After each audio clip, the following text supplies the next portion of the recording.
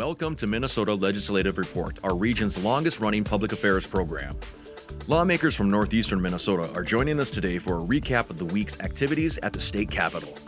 This is your opportunity to call or email your legislative questions and have them answered live on the air. Minnesota Legislative Report starts now.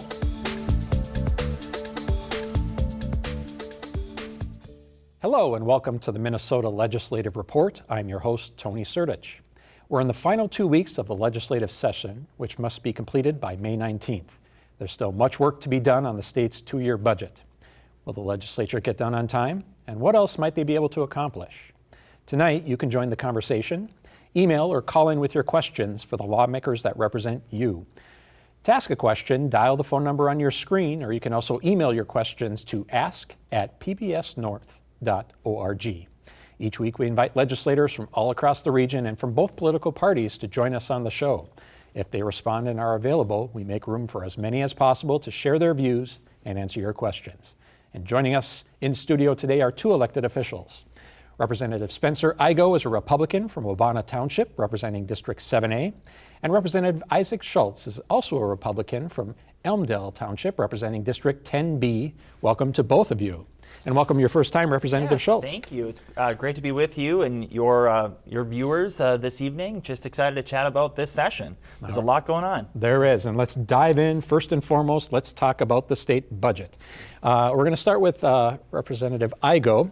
You chair a committee this year for the first time, and actually co-chair. You're both members of the House. There's a 50-50 split, and so you have co-chairs of committees and divided government and divided power sharing. And so can you explain what it is to be the chair of a committee and what some of your responsibilities are beyond just being a state representative? Yeah, so being a co-chair in this legislative session, what it's really all about is working with the other member, the other chair, so that'd be Mike Howard, and we're the chairs of housing together. And our job is focusing on the state budget as it pertains to housing. So mostly that's Minnesota Housing Finance Agency. So our job there is to appropriate the dollars, make sure we pay for the certain programs, and streamline that through the process as we're hearing bills that don't even affect the budget. So it's kind of a tricky process, but really we just kind of navigate a committee process to keep bills in line and in order. And we had our budget bill pass last week, so now that's moving towards what's called the conference committee, and that conference committee is going to be the House and the Senate working together on what the final bill language needs to be, because the Senate didn't write the same bill as us, and I'll argue the House bill's a better bill, so we're going to work on trying to keep that one. All right, and we'll get back to the specifics of that bill and the budget. Representative Schultz, first time on the show. You come from central Minnesota, just for the viewers at home. You also have a role, a different job title as well. You're a speaker pro tem, I believe. That's Is that correct? Yep. What does that mean? Viewers probably don't know what all those words mean together. Speaker pro tem. What is that additional responsibility that you have? Yeah, so in moments, especially when the Speaker of the House has to be off the floor, whether she's in negotiations or if she needs to run to dinner or something like that, or grab a bite off the floor of the House, then I have the chance to kind of guide the debate from the rostrum in the House chamber, and to ensure that we keep our debate confined to the topic at hand, and that we aren't straying into topics that isn't the issue before the body. Okay, great. Well, thank you both. And we already have our first question in from a viewer. And the viewer is calling in and asking, is putting fluoride in water or fluoridation required by either the state or the federal government? Are either of you familiar with this issue? Yeah, I'm slightly familiar with this, and I believe it is a requirement both from the federal level and from the state level, is my understanding. And there's actually a bill that I've signed on to allow a local municipality to choose whether or not they want to have fluoride in their water or not. And at the federal level, you're seeing that discussion play itself out through Robert Kennedy Jr. He's certainly bringing that topic to the forefront and really debating whether or not that's the right policy for Americans, for Minnesotans, and I think it's a worthwhile conversation to have. Anything to add on that? With being housing chair and then focusing on energy committee issues, I just haven't really, when it gets into that stuff, I'm not up to speed on it. So I'm glad Representative Schultz here was. All right, and just for viewers' sake, if the federal government's working on it, and they change it, the state, if they still required it, it would still be a requirement. The federal government can't supersede the state. And so in order for something to happen in Minnesota in particular, there would need to be a change probably both at the federal and state level. Is that correct? Yeah, that's my understanding. I think I'd have to do a little bit additional research as to tell you exactly what the federal requirements are and how that impacts the states. I think, like I said, it's a worthwhile conversation to have. It's been the policy for a long, long period of time. I'm sure there are some merits to having fluoride, as well as some detrimental impacts to human health. And when we're talking about what it looks like for the long term, let's make sure that we're working towards making sure that people are healthy and that we're helping with health outcomes for our whole population. And with 2 weeks left of the legislative session, this is probably an issue that wouldn't be changed at this point in time. Yeah, you're right. Probably for next year. Correct. Is that true? You know, this is a topic that would have to be fully worked through the legislative process. The bill that I happened to sign on to provide that local control and decision making was just introduced in the last couple of weeks, and so that bill would have to work its way through during the policy session, so in the even numbered year. So next session would be the time to appropriately address that. Great. And as we've said, this session is a budget session, and so that you are required by the state constitution to pass a 2-year budget for the state of Minnesota. Actually, by July 1st is when it would start, or else government would not be funded. And so you have a deadline, the legislature, of May 19th. And so we're going to talk big picture, and then we'll get to some of the different topics. And so there is disagreement between Democrats and Republicans on how to balance the budget, and then the governor has a proposal, the Senate has a proposal broadly, and the House has a proposal. There's a small budget surplus this 2 years, but if you project it out 4 years, there's about a $6 billion deficit. So there's been a lot of talk about making some decisions in this budget that will hopefully help that budget. And so can you talk broadly about what you're looking at, some of your priorities in balancing the budget maybe in the first 2 years and looking at it longer? Representative Igo, I'll let you go first. Yeah, I'll start with that. I mean, we've been having some great conversations in the House, right? This power sharing that we have in the split chamber has really driven a conversation. And the budget that we were able to handshake on in the Ways and Means Committee and the targets that went out to the committee chairmen to find out what our bills need to look like would have been the largest budget cut in state history that we were able to navigate in a way that was still taking care of people and taking care of the programs that the state needs to offer, but also, like you just said, realize that we got a big problem coming down the pipe. And the fact of the matter is the state budget grew by almost $20 billion in 2 years. This was going to happen. And now it's time for, it doesn't matter if you're a Republican or a Democrat, it's time to tighten up the belt, trim the fat on these agency programs and programming that we do so that we can stabilize state government so we're not going into a deficit into the future. And that's the path that we're on right now inside the House. I really couldn't agree more with what he said. It was a nearly 40% increase in state spending. And for frame of reference for your viewers, one of the big cost drivers is the fact that the bills that were passed equates to 6,000 new full-time employees for the state of Minnesota at an average cost of $125,000 per full-time employee, which equates to $750 million every single year as a cost to state taxpayers. Think about that.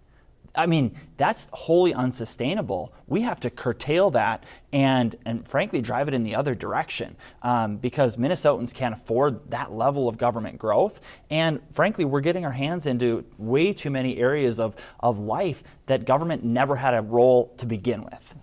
Okay, and I'm hearing from both of you, cuts are needed. Our viewers have been pushing legislators on prior shows to talk about where those cuts might come from, some specifics. Now, $6 billion is a big number, and guests on this desk have talked about things in the millions or tens of millions of dollars. To the three of us individually, that's a lot of money, but you'd have to cut a lot of tens of millions of dollars to get to $6 billion.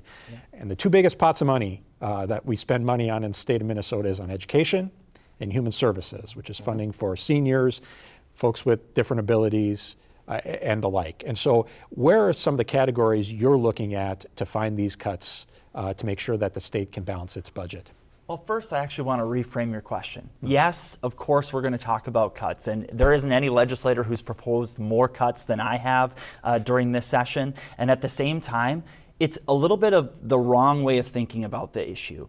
what legislators, what the governor should be thinking about is, how do we grow our economy? How do we think about the future? How do we see Minnesota through a lens of growth? Why aren't we as legislators, and Spencer and I both are on board each of the priorities that I'm going to talk about next, which is growing our economy can start with a few key things. It's permitting reform. It's helping bring about the investment in data centers. It's about enhancing trade for Minnesota. It's about growing the economy for medical devices. It's about growing the economy that results in more people wanting to live in Minnesota and really not carrying the same level of burden for all state taxpayers. We need to make sure that government programs work best, but we also need to have a bright vision for the future of Minnesota. I mean, one of the things that we're also working on is helium for northeastern Minnesota. The growth that could bring to our state is immense. So why aren't we spending as much time, and why hasn't the governor spent more of his time focusing on what can grow the economy in Minnesota, rather than focusing on whittling around the budget when the growth potential for our state is so much larger than the cuts that must be made? So, but you're not surely saying that growing the economy in Minnesota will solve a $6 billion deficit 2 years from now, are you? Well, think about the wild change in our economic forecast that we've seen in the last 2 years. We went from a nearly $20 billion budget surplus to then 4 years later, a $6 billion budget deficit. Certainly growth can be a huge part of changing the budget. You know, if it weren't for what happened with the pandemic, the years of the first Trump administration brought about the greatest growth that our country and our state has seen in decades. And but a significant portion of that budget surplus was federal dollars, stimulus dollars that came from Washington. So the swing actually happened in 2 ways, what I'm saying is our though. economy was negatively impacted by the pandemic, and I don't think anyone would disagree with that, with plenty of business being shut down by Absolutely, but directly to your point, growth is one factor in figuring out the budget, but the economist would say that the reason that the deficit's growing is demographics. More older folks. Sure. And we pushing do have on our those health and challenges. human services Definitely. budget. So once again, the viewers at home want to know some specifics. So growing the economy certainly is specific, but that is probably not going to bridge a $6 billion deficit. Let's let Representative Igo come in here and see if he's got some specifics. Right, so Representative Schultz made a great point. You know, we need to grow the economy. No one's going to argue that, Republican or Democrat. But I think as we look at the situation we're in right now, one of the things I'm discovering as a chairman, when we start looking into state agencies, we start looking at programming, there's a lot of redundancy, right? And even just on the one state agency that I work most closely with, when you see 4 different programs that all do the same thing, that have, you know, each have 5, 10 full-time employees for them, each have their own pot of money. Well, I'm not arguing whether the program's good or not, but why isn't that streamlined into one place? Because even if you were able to cut that down programming-wise, you could save $10 million there, and I know that's a small number, but let's bring it up to a larger type programming, like the education budget, for example. You know, so much of the education spending that's in there is because of the funded mandates that are going back to our independent school districts.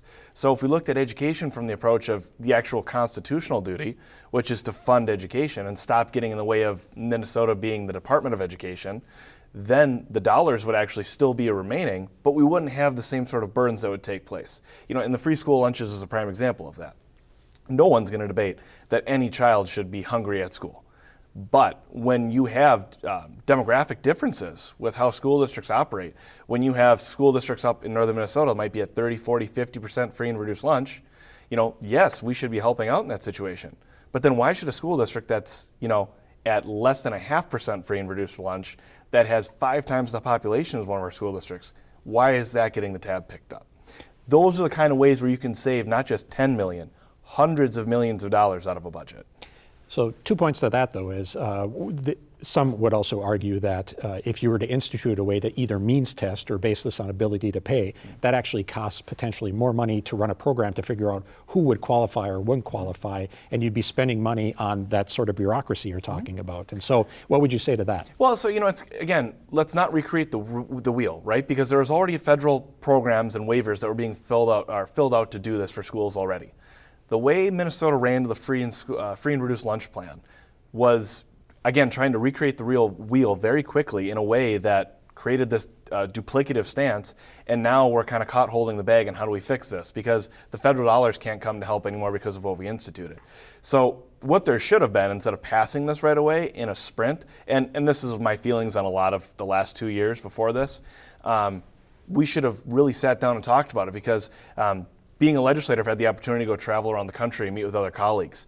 And I've been learning about how other states have done this. And when I explain how Minnesota instituted free and reduced lunch, people look at me like I have three heads, because they're like, why would you ever do it that way? That you left money on the table and you're not taking care of kids. So that's the kind of stuff we should be doing right now. And I think going into the policy year, we need to open these things up and look at them. And that's just one program, for example. Okay. Any other places you'd look to cut in the state budget? Still looking for some specifics. Oh, absolutely. I mean, that was a really good one. Republicans have proposed, by the way, a bill to say that if you make more than $150,000 a year as a combined income, that you shouldn't receive free school lunches, and instead that those dollars should go to help make sure that teachers are paid adequately, or that their pensions are benefiting teachers. That's what Republicans at the legislature have proposed. But that wouldn't balance the state budget. Once again, you would just be repurposing those dollars. So sure. Still looking for more cuts, still looking for specific examples. So it's mandate relief for sure, and it's on state agencies. So when I talk about a growth in government of 6,000 new state employees, that's, I believe, 3 new state agencies that were set up in the last 2 years. And one of the big and heavy burdens, whether it's for local employers, local school districts, or counties, or the state of Minnesota and every single state agency, it's the Paid Family Medical Leave Act that hasn't yet gone into law, right, that, oh, by the way, carries a huge price tag, not just in what it costs to set it up or even to administer it, but the cost to every state agency. You know, Representative Igo, as the chair of the housing realm, he has one state agency. The addition to the budget for just paid family medical leave over his issue area is huge. And that's the same for every state agency.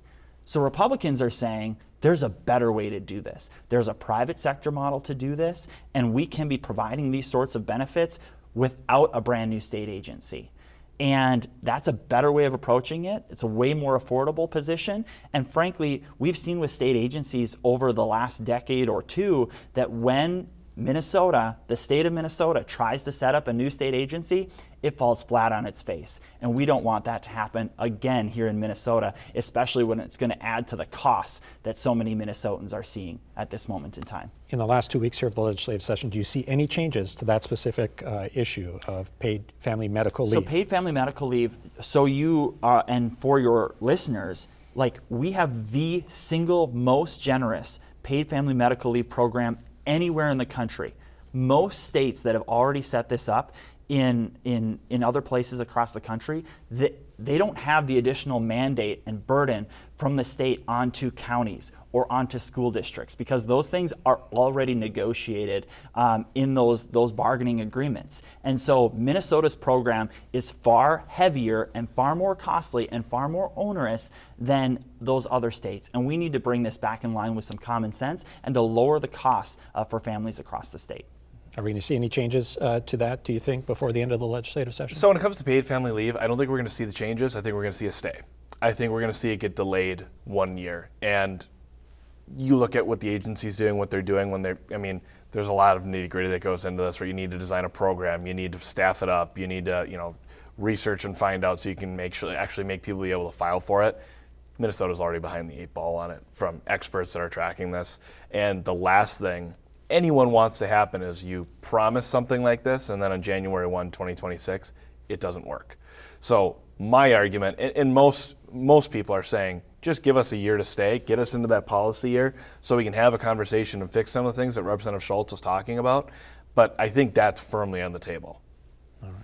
Well, keep those questions coming in, folks. Both of you recently hosted town halls and have been talking to your constituents. What are the top couple of issues that are on the minds of what you're hearing? I know Representative Schultz, you had one on just yesterday. I did, as yeah, an example. Yesterday morning. You know, at the end of the day, Minnesotans are most concerned about their family budgets. They haven't seen huge increases to how much money they're taking home, and they want to see government more and better reflect their family budgets. And so that means we need to rein in spending and make sure that we're doing everything that we can to lower costs for them.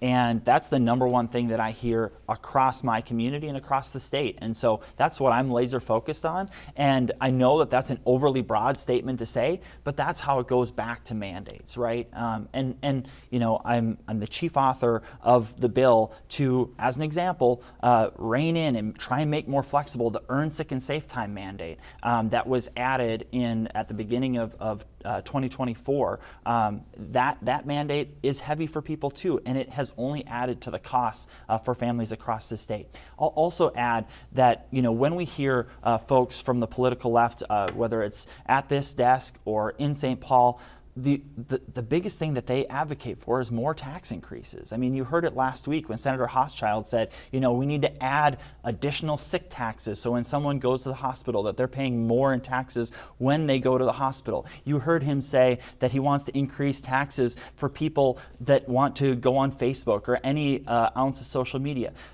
For frame of reference for us all, like coming from a Main Street small business in central Minnesota who advertises on Facebook, do we really want to add taxes to the Main Street small businesses that are providing for products, goods, and services to the consumers across the state?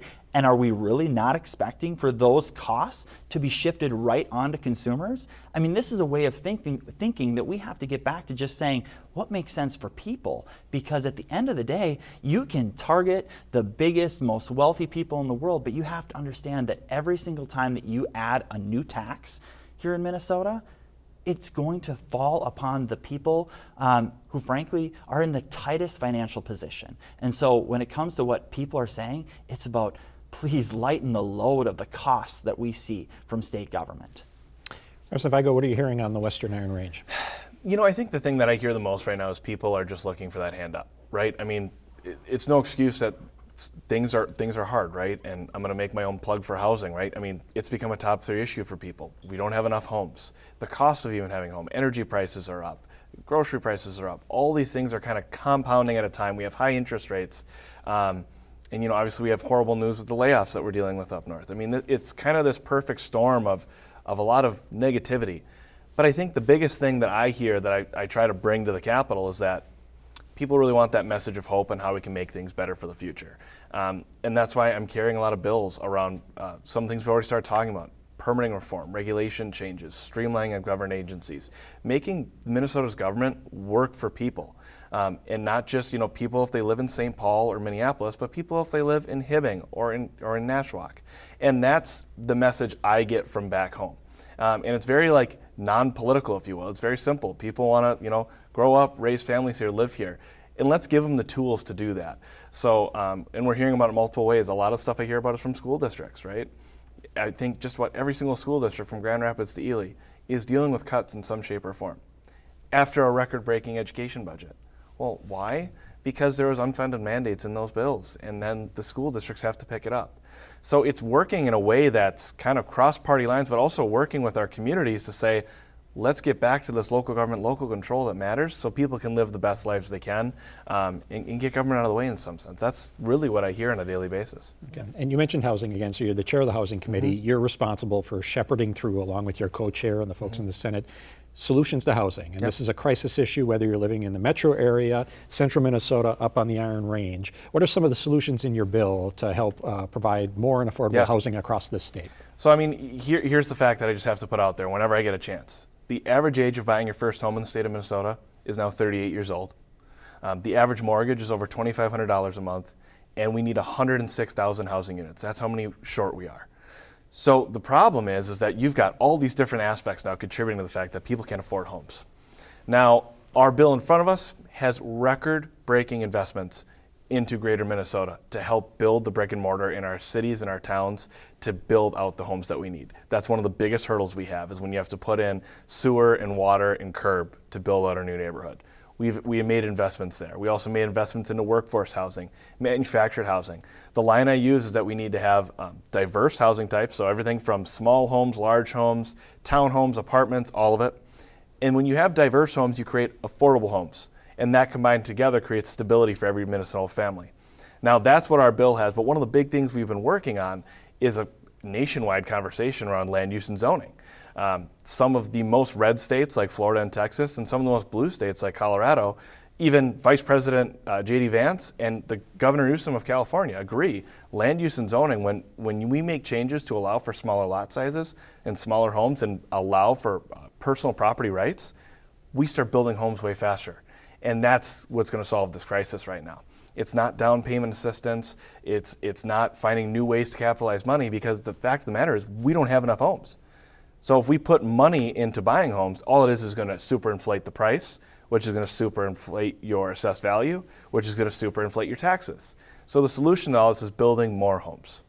Representative Schultz, on the issue of housing, there's a proposal out there right now to say that many local communities, through local control, have developed different zoning requirements that is really limiting their ability to house, and they're looking for the state to come in and kind of level the playing field. Do you have a position on that issue of should these local communities have that ability to have their own zoning requirements, which some would argue could impede housing, or not? Back to Representative Igo's point of making sure that landowners and others can build the homes the way they so choose.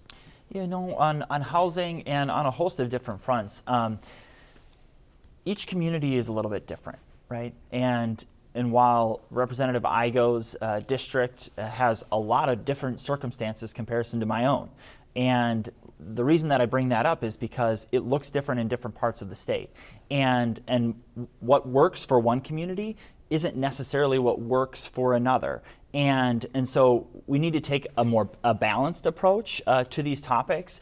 Certainly, on this issue, from above, we do need to have some guiding principles, while at the same time realizing that everybody along the sphere has a role to play in ensuring that we can create that affordable way of life for people. And I don't want to step on the toes of what the chair is doing in his work, and so I'm trying to be a little bit careful in this, but know that I listen to my local elected officials on their perspectives on a lot of these either zoning related issues or what a house should look like, and allow those local units of government to do their work.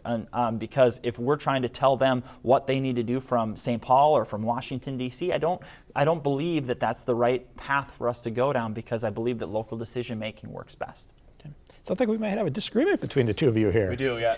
It's been an interesting conversation at the Capitol. And, yes, I'm firmly planted in local control, but I'm also against local out of control. And some of the examples I'll use when ring suburbs, or even some places in greater Minnesota, when they have a minimum lot size of 5 acres inside city limits, well, all that's doing is inflating the cost of housing, and you just priced out tens of thousands of Minnesotans from the ability to do this. And I wish I could say like this was my grand idea I came up with, but this idea of smaller homes and smaller lot sizes, or putting apartments in our downtowns again, this is everything our country did in the late 40s, 50s, and 60s. This is how we built our neighborhoods across our communities across the state. It's how we gave our GIs when they returned home from World War II a place to start a family and start that path. Right now the path doesn't exist. And yes, we need to have the ability for people to have conversations at their city halls and their planning and zoning commissions.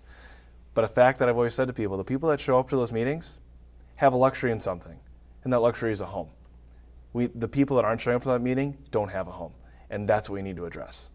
All right.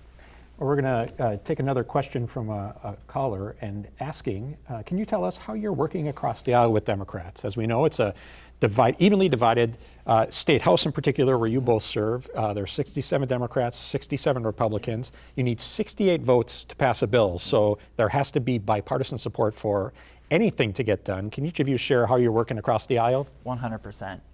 I'll just start by at the legislature, and frankly in life. If you want to get something accomplished, oftentimes if you are needing to work with another person, you need to start by building a personal relationship. And I believe that Representative Igo is an excellent example of this as well. But like you look at your foray and the issue areas that you're working on, and then you go and build the relationships with the people who are working on that issue, but maybe from a different perspective or a different lens, or from across the aisle. And you seek to build a relationship with them outside of your political work, so that you know understand, and frankly, hopefully come to like one another outside of a political lens so that you can build the bridges across the biggest, most thorny issues that we deal with at the legislature. And that's the approach that I try to take. And so, I'm going to give an example of some good work happening this year at the legislature, because this is also a topic that came up at my town hall yesterday that I also believe that Minnesotans deeply care about, and that's fraud.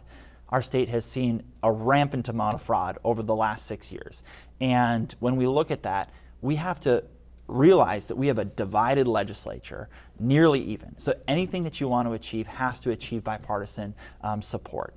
And I'm going to give the example of what I believe is probably going to be the most significant and most important thing that will happen this session, even more important than crafting the state budget. And that is creating the Office of Inspector General. And that is being worked on in both the House and the Senate with bipartisan support in both bodies, where they've been crafting this piece of legislation during the entirety of this session, meeting intentionally together to find agreement, to have a true executive branch individual that is able to help hold each of these agencies accountable that have allowed for this rampant amount of fraud that we've seen. And when we achieve that this session, it is going to be the most significant thing for the future of the state, so that when money is appropriated from the legislature, it is doing that which it was appropriated to do and gets to help serve the people who need it most, rather than the fraudsters and the people who've been stealing from the taxpayers of Minnesota. And so I'm really excited about that, and that would only have been achievable if Republicans and Democrats were willing to work together like we have been this session. Do you have another example of where you're working across the aisle? Yeah, so just this co-chair model has really, I think, driven that message. But it's worth saying the most effective legislators are ones that are bipartisan and can, compromise, and I'll use my committee as an example. My co-chair, Mike Howard, and I, we left our partisan politics at the door and we gaveled in for our first meeting.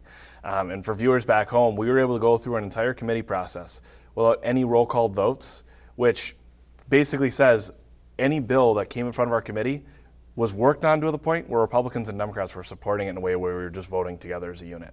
That's why we developed an incredible bill that has people from the left side of things and the right side of things happy at the housing bill. That's why it passed with over 100 votes off the House floor. These good things can happen, and we need to lift up bringing back compromise to our legislature, because that's how this place is supposed to work. That's how our founding fathers came together and put this stuff together 250 years ago. And that's just a prime example. And I've told stories on the show before about how getting money for the Cross Range Expressway, the only way that happened is because I was friends with the chair of transportation at the time, and he knew about the issue. And that's how you can get real great things done, not just for your community, but for the state and generations down the line. So there's going to need to be compromise to get this done at the end of the day. And so you've talked a bit about how you work across the aisle. So it's always easier to say what the other side needs to do to compromise to get done. That's the easier job. I'm going to give you the Jedi level on May the 4th. I'm going to give you the Jedi level question of, there's going to need to be compromise, which means your side's going to have to give some and the other side's going to have to give some. We only got 2 weeks left. Where do you see your side needing to give in more to make sure to meet somewhere in the middle, and then the Democrats have to give up something? But where does your side need to give in more, do you think, on what issues or what topics or what places? So I think the happy medium place we're going to find is, you have the Republican Party right now that's let's cut and eliminate these programs that went out, like the paid family leave, ESST, that kind of stuff. And you have the Democrat Party saying, no, you can't touch that. I think the give is going to be, Republicans are saying, okay, they can stay, but then we're going to open them up and do this kind of work on them, or they're going to be reevaluated this way, or like a paid family medical leave is going to be delayed a year. That's where we're going to reach the compromise. And it's really going to matter on our larger bills, like the labor bill, the education bill, the health and human services bill. That's where we're going to see the state budget get balanced for the most part. I think those three committees alone is where $2.5 to $3 billion of the cuts are located.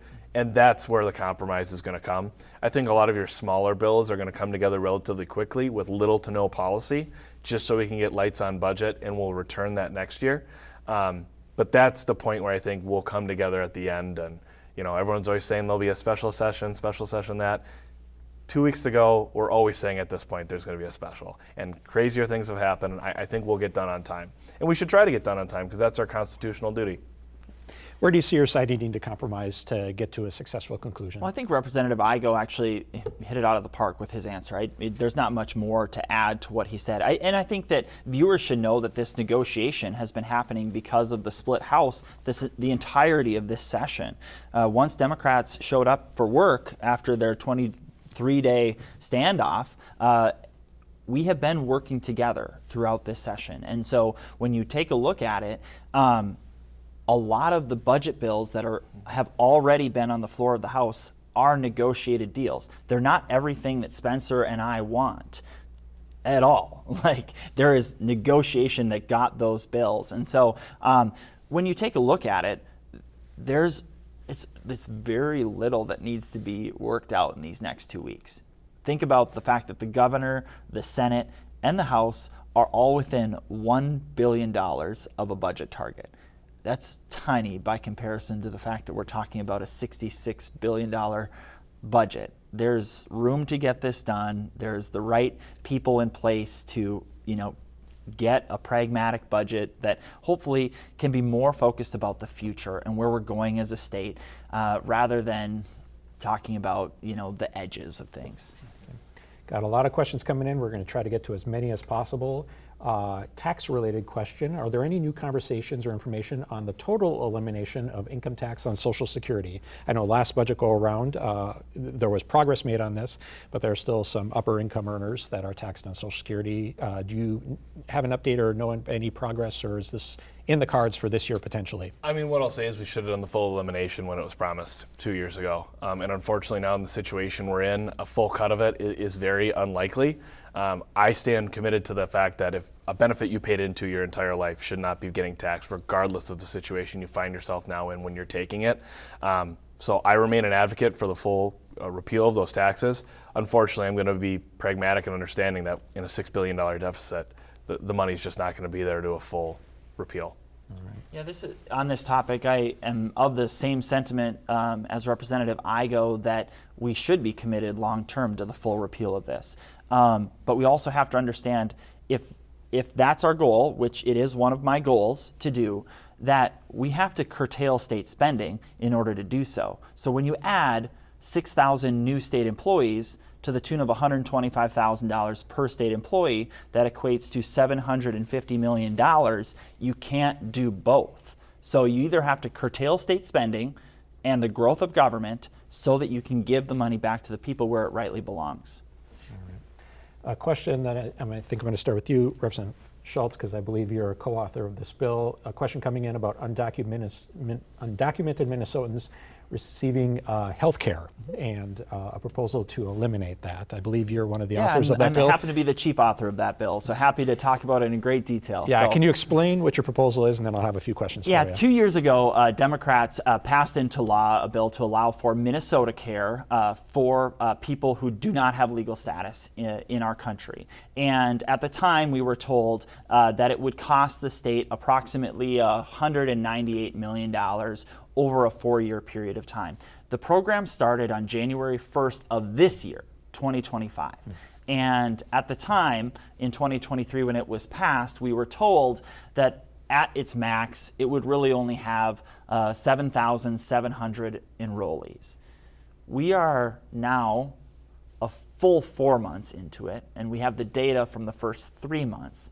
And in the first 3 months, 17,000 and more, 17,000 people have enrolled in the program at a cost of $7,091 per enrollee per year, which equates to a $600 million cost over the next 4 years.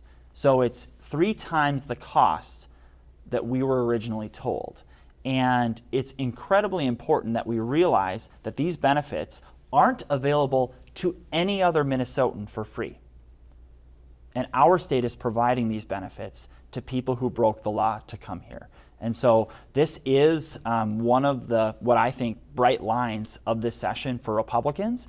And we will be using this as an example of the waste that we have seen in state government during the DFL trifecta the last few years, that we are going to bring about fiscal responsibility, because that money belongs to Minnesotans, people who are here legally.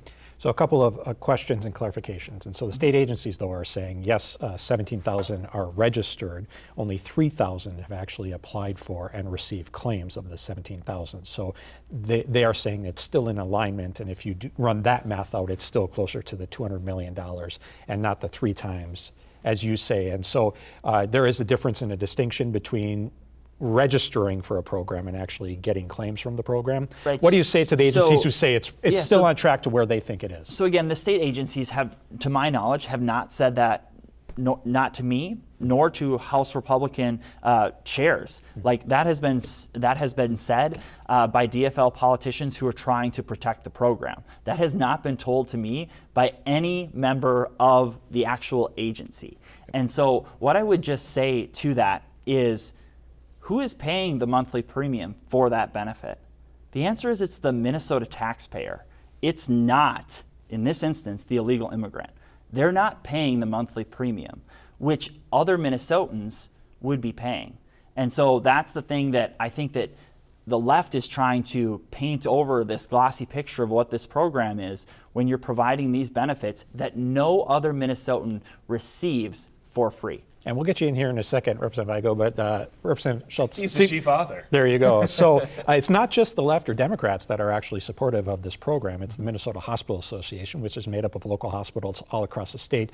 Their view, as I read it is better to encourage folks, regardless of their immigration status or the documented status, to make sure they get preventative care, real-time care, because we also have a law that says anybody who walks in the door of a hospital needs to get treated. And if they don't have health insurance, or if they wait until they get too sick, that's uncompensated care that then falls to the rest of us to potentially pay in either higher insurance rates or pass-throughs to other Minnesota taxpayers. And so what say you about the experts in the field, the Hospital Association saying, no, this is probably the right way to address the issue regardless of their status as citizens of the United States? Yeah, the way that I look at this is, those same individuals are able to buy health insurance on the individual marketplace. And if they don't, why would we as a state be choosing to use taxpayer dollars to support that one population over every other population, especially our seniors, right? This is a question for our state budget over seniors and those with disabilities, who, by the way, are American citizens. And to the point that you'll hear from folks like the Hospital Association, many of them, they have paid for this for a long period of time through their charity care dollars. Like, that's how it has been paid for. And I guess my open question would be, I'm not sure why, when this program just began on January 1st, that it would be any different from the previous years and decades before, except for that maybe it's a greater concern because Joe Biden allowed 10 million new illegal immigrants into this country. All right. Anything to add on this issue? Yeah, I mean, Representative Schultz did a great job talking about it. I think the fact that we got to look at this is that, and it's a tough conversation, right? We're talking about people and health and making sure we're taking care of our neighbors, right? But it's hard to justify a spend that, when we were talking earlier about balancing a budget, that already is going to cost almost $200 million.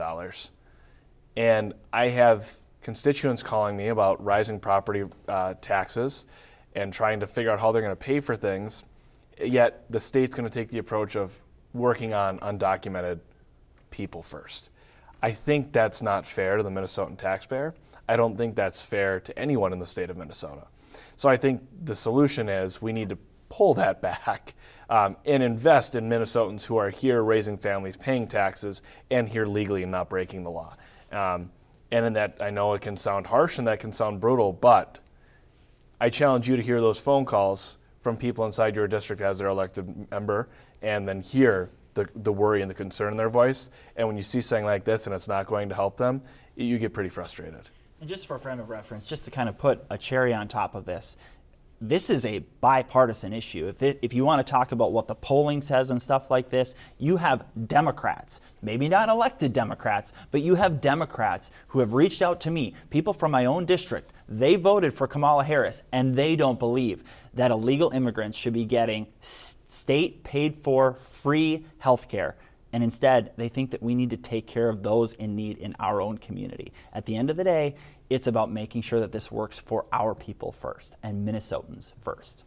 Right. Keep those questions coming in by phone or email, or in this instance, somebody grabbed me on the soccer field, for a teacher from Duluth, to ask a question about teacher pensions this weekend. And so we get this topic probably every show, and so want to see if either of you have any updates on any changes to the teacher pension program that the state provides. I don't think either of you sit on the committee, but want to check in. Yeah, neither of us sit on the committee, and this is an ongoing conversation that's happening at the legislature. And I think we need to frame this more so through the lens of like the long term. What is the legislature, what is the state going to do about making sure that we get really top talent in our classrooms? Because when we look at education as a whole, over the last few years, our education graduation rates have plummeted. And frankly, that is the most dangerous trajectory that we're on right now as a state, is the future of education, the future of our kids. And so we need a lot of the best and brightest going into education to be teachers. So what are we going to set up as the framework for teachers or for people who want to go into a profession? How are we going to attract them into teaching? Because if you're comparing it to the private sector, oftentimes those wages or pensions, they don't quite line up. And I think that our Republican colleagues are trying to work in a very pragmatic way to try and achieve positive results. I made light reference to it earlier, but one of the proposals brought this session was to say that instead of providing free school lunches to kids who come from households that make over $150,000 a year, that instead those dollars be reallocated to supporting teacher pensions. Now, that was rejected flatly by Democrats on the Education Committee, I believe is what it was. And it didn't make any sense in that moment, and it still doesn't make any sense. At the same time, for the sake of this session, the current landscape of where things are at, with where the budget's at as a state, those decisions haven't been made to allow for a budget target large enough to ultimately solve the teacher pension issue. So what that means is it's going to continue to be a long-term challenge for us as a state until we really take a hard look at it and make tough decisions about what this is going to look like for the future. All right. Want to touch on it? We have 10 minutes left. Want to touch on some other talk. Let's get to some questions. Question from the Iron Range. We've been tracking the unemployment insurance for laid off steelworkers at 2 mines up north. It's making its progress through the legislature. Do you have any updates on that, Representative Igo? Yeah, we're sitting in a really good place for the UI extension. So unemployment insurance. Yep. We don't do acronyms on this show. You're right. All right. Unemployment insurance. So in the House, we have the standalone bill that is now moved out of the Jobs Committee. It's passed Ways and Means, is now sitting on the General Register, which means that it's in the Rules Committee to be calendared for a floor vote in the House. On the Senate side, that same bill has now been amended into the Jobs bill on the Senate side. So all indicators are pointing towards that is looking like to be in a really, really good position. And that just, is a huge accreditation to how amazing the range is and how fast we came together. Because when we found out about the layoffs, it was within a week. The range delegation was meeting daily with the steel workers and with the communities. We were able to put bills together. We have multiple bills floating around the Capitol on this one. The standalone unemployment insurance is well on its way. But at the same point, I need to talk about another bill we drafted that I'm chief authoring, House File 3030, which is that same unemployment insurance, but it also includes 2 regulation changes for environment. Actually brings in stricter standards, but it addresses the sulfide standard and it addresses one of the last hurdles for copper nickel mining here in northern Minnesota. And this came out of conversations with the USW saying, yes, unemployment insurance is great in the long run to protect ourselves while we wait for these mines to open back up. But the best thing they want is jobs, and they want them right now. So we came together and said, let's put these 2 things on the bill to drive the narrative saying, we on the Iron Range, enough's enough. We need to have these opportunities. So those bills are getting a lot of attention right now and a lot of talking behind the scenes. We're done having actual committees on these types of bills right now. But we have been able to raise this issue to the top. So hopefully we're going to be able to get this unemployment insurance extension done, along with some of the permitting and regulation reform changes we got to do, so we can put the next generation of Iron Rangers to work for another generation. As it relates to sulfates and the storage of waste rock, do you foresee any progress being made this session on those 2 issues, the bills that you're talking about? With 2 weeks to go, anything can happen. the site-specific standards became really real, really fast on sulfides. It was just a few weeks back that KeyTac was just, denied being able to do a site-specific standard because it wasn't in state law. This is not just a huge issue for the taconite industry. This is coming for wastewaters for all of our cities and towns across the state. And that's because back in the 70s, Minnesota put a 10 parts per million into state law, the only state in the country to ever do something like this. So now the measure is we got to get this right and we got to fix it now. Otherwise, we're going to see not just mining go through a hard time, but our communities and other industries across this state. I really do think that this is an incredibly important thing that we do address this session. Mm-hmm. I'm blessed to kind of sit on the convergence of the two issues that he's talking about.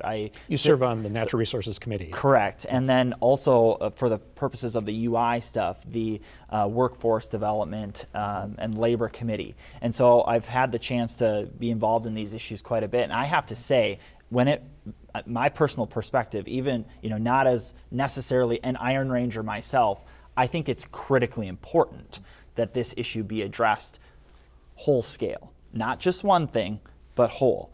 And the reason that we need to be focused upon that is because this can't just be about going along to get along, which is what I'm fearful of. And it kind of goes back to what I talked about at the very beginning.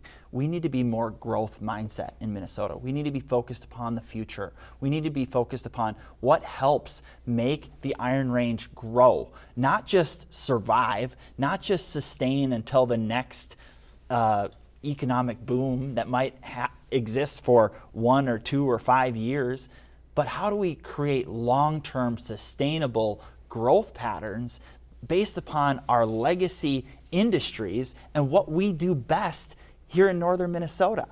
And it's for the sake of the state that this battle is so important. And I think that there's the right mix at the legislature to address this session. You could draw the parallels to Senator Hochschild and his role in the Senate to the mix that we have in the House. I think it's possible, and I think that this is one of the key points that we should address in these final 2 weeks. Okay, we only have a few minutes left, but the sulfate standard is in place to protect wild rice, which has cultural significance to our indigenous populations in northeastern Minnesota. How are you able to balance the ability to continue to make sure wild rice grows if you're looking at changes to this? Right, so, and I'll just clarify, the bill I'm carrying isn't eliminating that 10 parts per million. It allows for a site-specific standard. So you look at the area, whether it's your wastewater system, whether it's your TAC plant, whatever it is, and see what the average amount of sulfates are in that area. Sulfates are naturally occurring, right? It's not like humans have put them all where they exist. Some places have higher sulfate levels. In fact, nationwide, and I say this whenever I get the chance, and I wish we had a bottle of water in front of us, because I would say that bottle of water could legally have up to 250 million parts per liter of sulfates in it, and you could legally buy it off a counter and drink it. But if you're in the state of Minnesota and you're a wastewater facility or a TAC plant, you can only emit 10 parts per million. Sometimes that water is actually too clean for the environment that it's going into.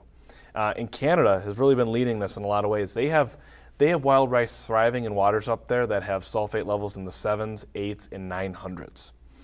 So the science behind this is that we can have water, and I'm not going to advocate saying I want sulfate levels that high.